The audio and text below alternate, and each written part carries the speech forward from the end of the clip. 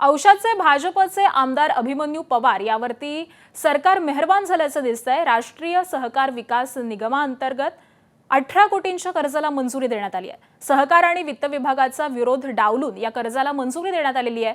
राज्य मंत्रिमंडळाच्या बैठकीमध्ये कर्जाला मंजुरी मिळाली आहे। आम्हाला अशा सवलती का नाही असं म्हणत मंत्रिमंडळ बैठकीमध्ये काही मंत्र्यांनी आक्षेपही नोंदवलेला आहे, अशी माहिती सूत्रांकडून मिळतेय।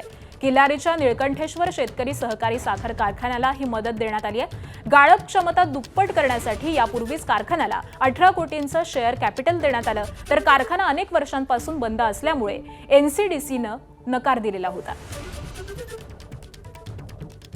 मात्र त्यानंतर पुन्हा एकदा या कर्जाला मंजुरी देण्यात आलेली आहे।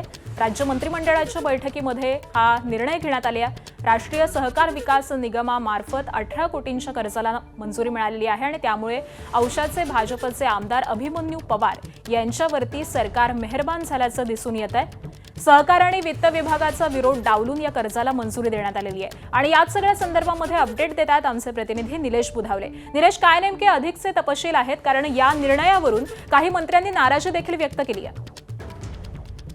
आकांक्षा, अभिमन्यू पवार यांना मदत करण्याची ही सरकारची पहिलीच वेळ नाही।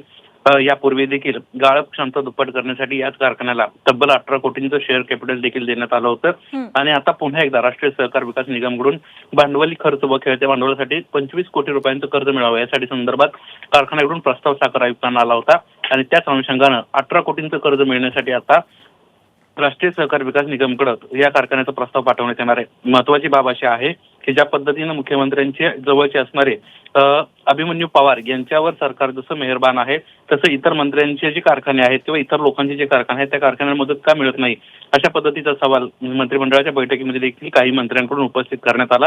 आता खरंच या अनुषंगाने जर आपण पाहायला गेलं तर भविष्यामध्ये किल्लारी येथील जे निळकंठेश्वर शेतकरी सहकारी साखर कारखाना आहे त्याला जशी मदत मिळते त्याचप्रमाणे इतर कारखान्यांना मदत मिळते का, हे पाहणं महत्वाचं राहणार आहे।